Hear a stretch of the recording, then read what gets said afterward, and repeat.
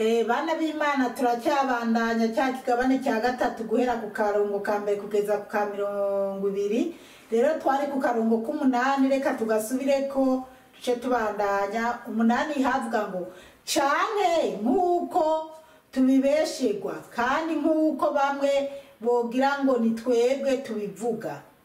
none ntitwobwirizwa gukora ibibi kugira ngo havemo ibyiza. Aha nari nasiguye abo bantu barakwiye guhanwa, ngo abo bantu barakwiye guhanwa. Abantu urumva kwa kundi nasiguye ko abantu tuba twumva ko iyo batwara Imana tutari kwemera ko aba barenganwa, kuko Paulo yari yavuze ati none jewe ni kwaba ari uko bimeze, jewe kuki bancira urubanza nkuru, kuki batumva ko mpagaze mu kuri. Aho twahasiguye. Rero reka tuje ku 9 havuga ngo none se twebwe abayuda turuta abandi. Paulo arongera akababwira ati none twebwe abayuda turuta abandi. Bana b'Imana twarabonye ko ku karongo ka mbere havuga ngo abantu bose baragambaraye, abayuda n'abatari bo. Rero ngo twebwe abayuda turuta abandi, n'abatari abayuda baragambaraye, n'abayuda baragambaraye. Hanyuma abayuda rero kubera ko aribo bishe Yezu, canke se aribo na Yezu avukamo, canke se ko aribo bari baganze muri Yerusalemu, canke se ko aribo bakomoka kuri Yakobo, ubwo nyene niho Paulo rero avuga ati none se twebwe abayuda turuta abandi. Rero abayuda ntabwo, reka kwanza tubanze tubandanye. Haba namba aravuga ngo no, kuko duhejeje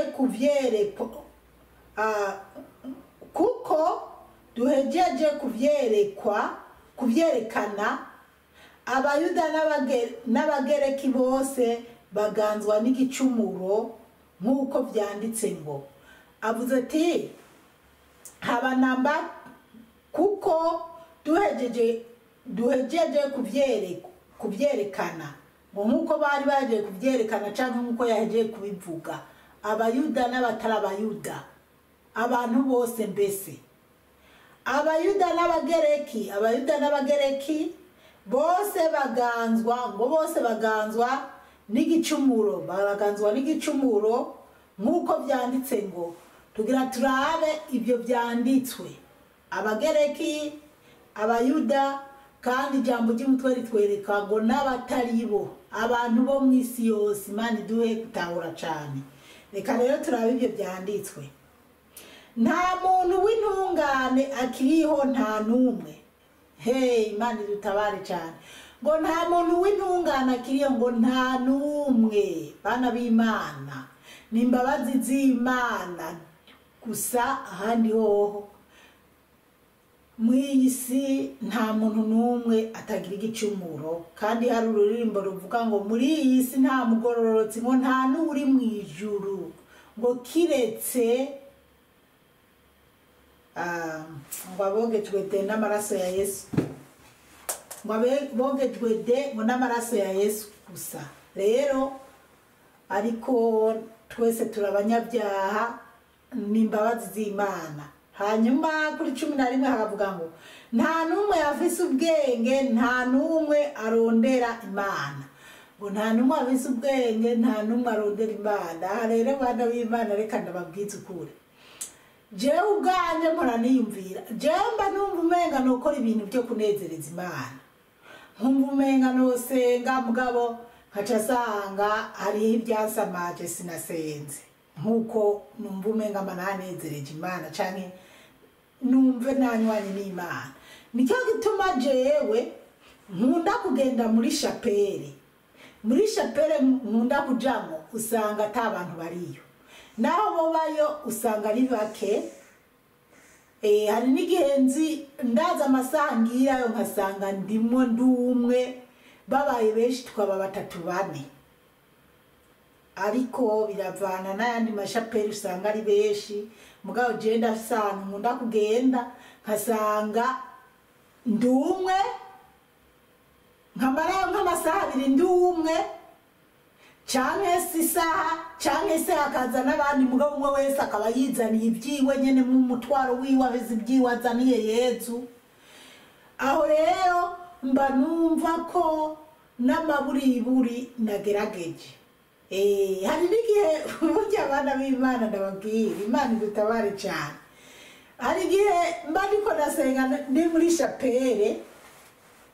ubwo navuye muhira ni phone ni telefone sindayinjirana, ndayisiga mu imodoka yego ndayisiga mu modoka canke ifone nkayisiga muhira.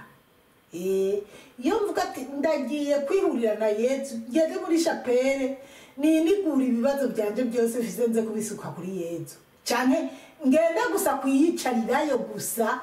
numve ko nicaye ahantu atawuri karampungabanya, atakisakuriza ntaza kumva telefone canke numva abantu badodora ku muryango wanje canke ubusoni bwo mu nzu buriko burasona abantu baje kundondera. Ko hari igihe mba nibereye mu nzu, nibereye muri chapelle mu nzu ya nanje mfise abari kuri YouTube bambona aha ni muri chapelle yanje. Bwa hari igihe mba nibereye muri chapelle mwumva ngo agakengere ko mu nzu hari abariko barandondera bahita babazungu baba canke banabirabure bafise ibyo baje kurondera. Mwumva nari nifitije pure nkabangiye canke nari nibereye mu gisabisho runaka nkabangiye kuraba baje tukaba tuvuganye nkaca mbona ko nta bankuye mu mwuka.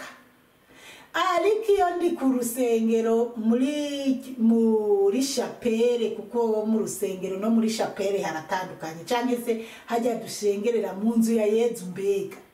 banumva ntuje. Rero hari igihe usanga ariko ndasenga benshi ndazi birabashikira, wasanga ni buri mwaramutse Maria ikibukiro cya mbere nkumva nageze ni Burundi ndiko ndiyumvira iby'u Burundi, canke nkumva ndiko ndiyumvira ko mfise appointment ryari canke abana bite, nkumva ndiko ndazunguza umutwe Yezu ko nagiye i Burundi canke hari ibiriko biramvangira. Nkaca ngerageza kubyikuramo kugira mbandanye n'igisabisho. Rero abana b'Imana nicyo gituma ngahanditse ngo nta numwe yafise ubwenge, nta numwe arondera Imana. Bose barazimiye bacikira, mbese mbega nyene ukumva ko ari ushaka kurondera Imana mugabo gasanga hari ibintu biriko birakuganza bikubuza kunywana n'Imana by'ukuri. Rero nicyo gituma batubwira ko mwisi twese ningorane. Imana idutabare cyane kandi iduhe erega abana b'Imana kugororokera Imana biragoye. Na Yezu yavuze ati umukristo nyamukristo rirenga 10 ya kanaka. Rero mugabo tukagerageza ego 10 akavuga ngo bose barazimiye bacikira imburakimazi icarimwe, nta ukora ibyiza eka nta numwe. Ngo twese twarazimiye, ngo twacitse imbere imburakimazi, ngo twese ducikira ibitagira mvura. Imana dutabare cyane. 13 bakavuga ngo imihogo yabo ni imva ziranga, ngo imihogo yacu ngo ni imva zirangaye. Imana dutabare cyane. Akarimi kabo kaguma kabesha. Yesu we, ngo akarimi kacu ngo canke ngo akarimi kabo kaguma kabesha. Ubumara bw'inzoka buri mu kanwa kabo, ngo ubumara bw'inzoka ngo buri mu kanwa kacu. Ubumara bw'inzoka satani iguma itubesha besha, bigatuma twiyumvira ibitagira mvura, twiyumvira gutukana, twiyumvira ushobora kuba ngaha niko ndavuga message canke niko ndakora ubutumwa mbwa niko niyumvira umuntu yanutse, canke nabonye mu groupe runaka ari gihe biducokoza, nabonye muri groupe runaka umuntu yavuze nawe canke yagize nukuri. Imana tubabarire cyane, jewe Imana imbabarire cyane ku ruhande rwanje, kuko hari igihe mba numva umenga nkwiye simenga mba numva nkwiye kugororokera Imana nkagendera mu kuri nkagendera mu by'Imana ishaka ariko nkasanga hariho umuntu yavuze ikintu runaka muri groupe kuri jewe kimbabaza nkumva umenga byoncokoza canke usibye muri groupe hariho umuntu yanterefone kuri telefone yambwiye urazisha banaka burya bavuze ukunuku nkumva birancokoza canke umuntu yanterefone yambwiye rega naho wigira umukozi w'Imana mugabo shonje ukanka kumfasha burya ntuwibwire ngo Imana ibyo byose bikaducokoza canke bikancokoza ariko Imana yo mwijuru iduhe kubitahura cane no kwihanganira ibyo abantu batubwira tugeragezanya Imana idutabare cane 14 haravuga ngo akanwa kabo kuzuye imivumo n'umururazi ngo akanwa kabo kuzuye imivumo n'imururazi hari abantu icyakora Imana indinde burya jewe sinkikunda kuvumana no gutukana kandi nari umuntu nukana cyane ariko ndashima Yezu ko ubunye nshobora no kumva banutse simfe gutukana bana b'Imana tuzaturaraba ko ari ibintu bimwe twashoboye kwihanganira urazi kuba waratukana kuba wari umunyarusaku kuba wari umusambanyi kuba wari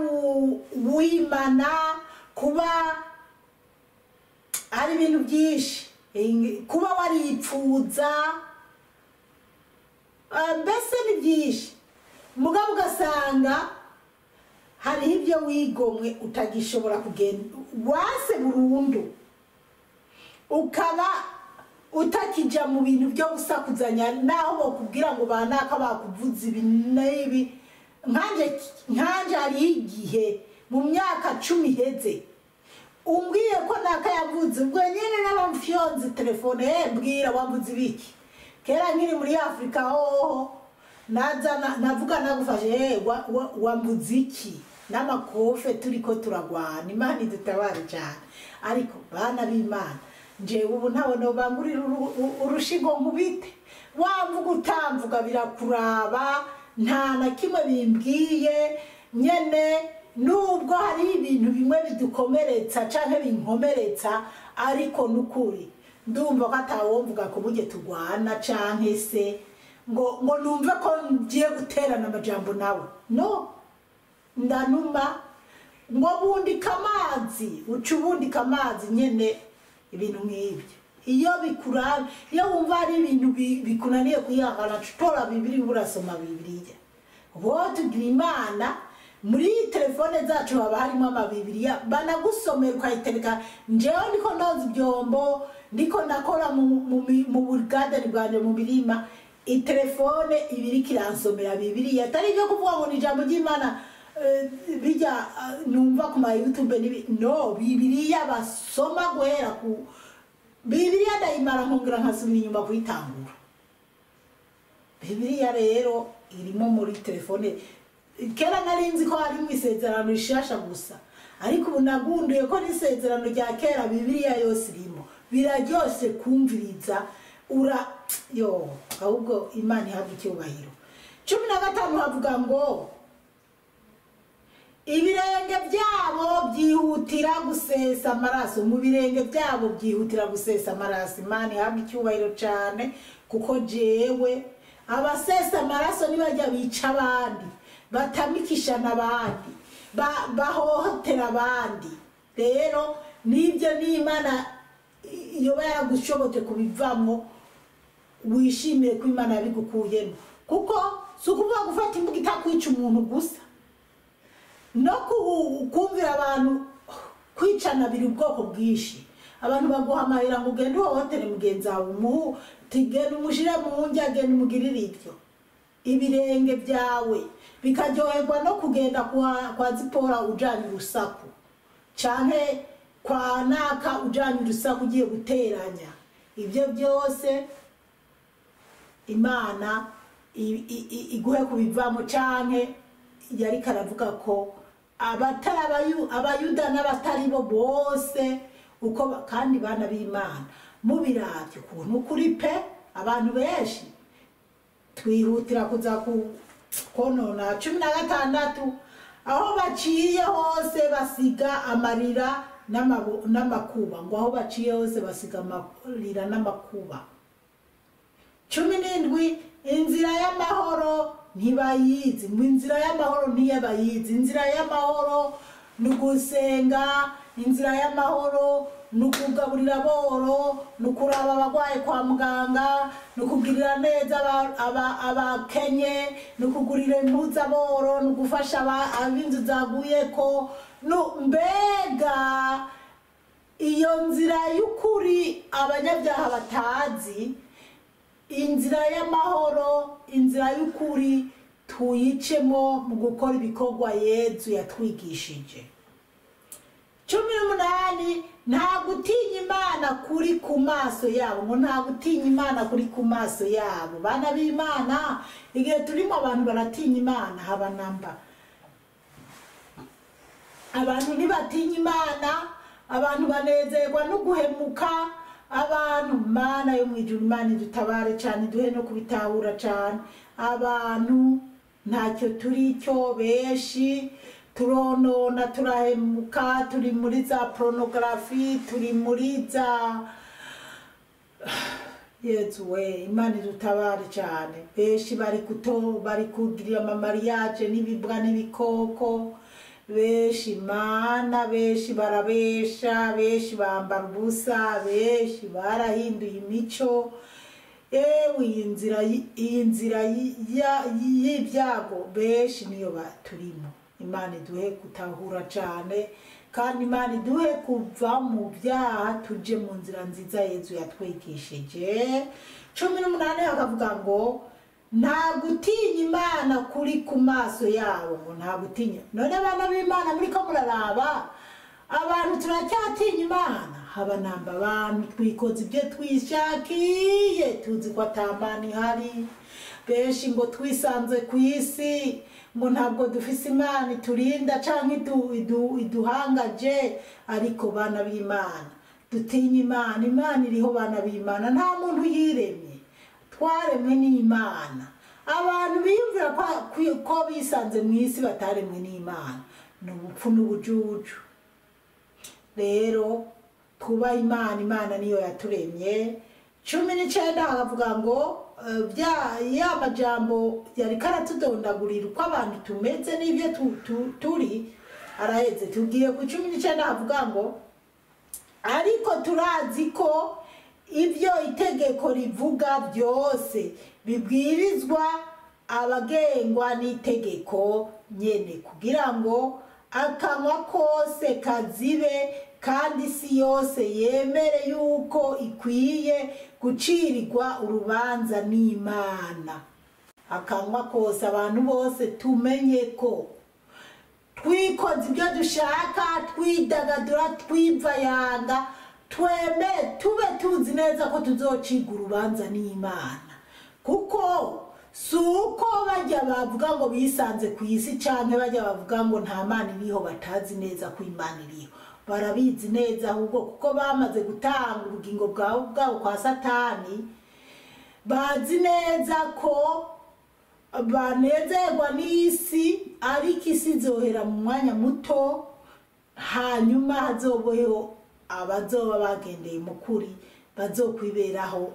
banezerewe mu myaka itazoshira rero bana b'Imana isi ntiduhende mu kanya gato nta mwanya munini dufise mu isi ahubwo twironderere kuzoba mu bwami bw'ijuru aho tuzomara imyaka n'imyaka tutongeye kubabara isi ni yakanya gatoya Bibiliya yonyene ivuga ko kera abantu bamara imyaka irenga 1000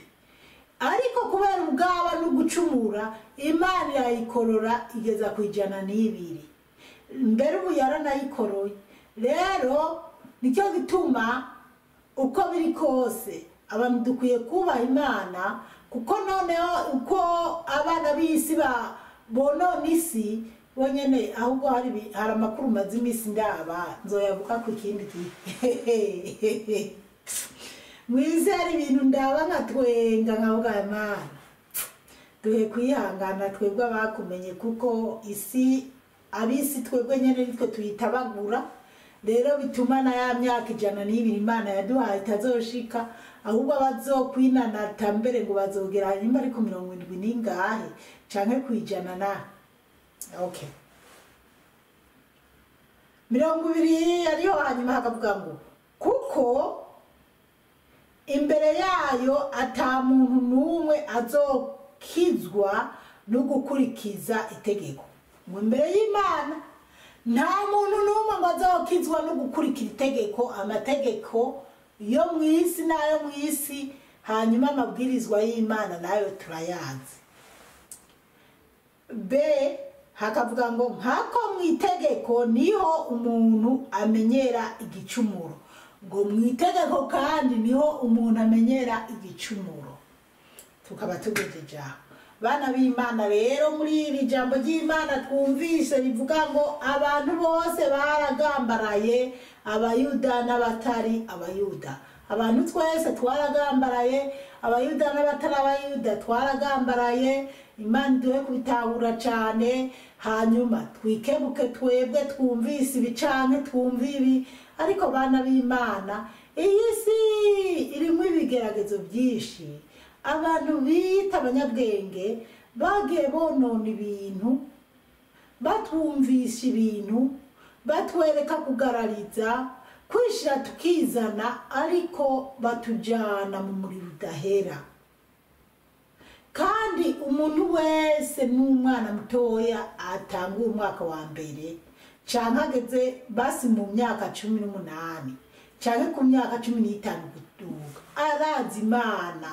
arasoma Bibiliya akamenya neza ikimana ivuga hanyuma abana narivise akana gakunda gukubagana kadakunda kwereka ibyintuzeya mugabo ubu ari mu myaka 9 namuhaye ishapure ndamubwira ati iyi shapure rero naragiye gusenga ishapure nayirose mu buryo bunubu wumve ko yeza arababazwa nuko ututangwe gusenga uca wigira mubi urumva kubera numuhererezi arafyinye arafyinaragiriki hari gihe yigumbura nkamwihorera mugabo ndamubwira ati ibi nibi bigomba kugenda ukunuku rero ubu arabyitwararika akamenya ko ari we aza kuduterera igisabisho ari we aza kuyobora ibyo tugomba gukora muri chapelle canke mu muryango tugira dusenge rero umwana kuva cyane cyane kandi bakuru we bahora bararamika mama none naka ati mwihorere kubera n'umwana nyene agorana rero kuko ca yiriza niki nkababwira mu mureke nkamenye nyene namutwara bukebuke rero ubu kubera nanje bavuga niyarenze imyaka 10 azoba atakigondeka kubera ukuntu nagenda mutwara ndamwereka aramenya ko hageze gusenga kandi aramenya aravuga ati ubu unyihanisha pure bampaye ngomba jewe nyene kuba ari je mba mukuru wo gutera igisabisho rero n'umwana w'imyaka 10 kuduga arazi Yesu Kristo icyo yatumariye umwana kuriye mu muryango usibye uko yari umuhererezi abana bato baba bazi ingene Imana canke Yesu Kristo ingene tugomba kumubaha n'ingene tugomba gusenga rero abana bacu tugomba kubigisha kubereka Imana bakiri bato ego biragoye nk'abari mu bihugu haba no mu Burundi indero z'abana ziragoye mugabo akubuvyeyi kabemwo twifashishe Yeza bidufashemo tureke abana bacu tubereke ko ibya science cyangwa iby'abantu bavuga ariko abantu ngo abantu twavuye mu nguge none kwinguge zitakivyara abantu tuzobigarukako bana b'Imana muhezagirwe cyane mwarahezagiwe n'Imana umukama Imana duhana amahoro n'imigisha ku izina rya Data n'irya Mwana n'irya Mutima Mweranda amen turagusenga Yezu turakuninahaza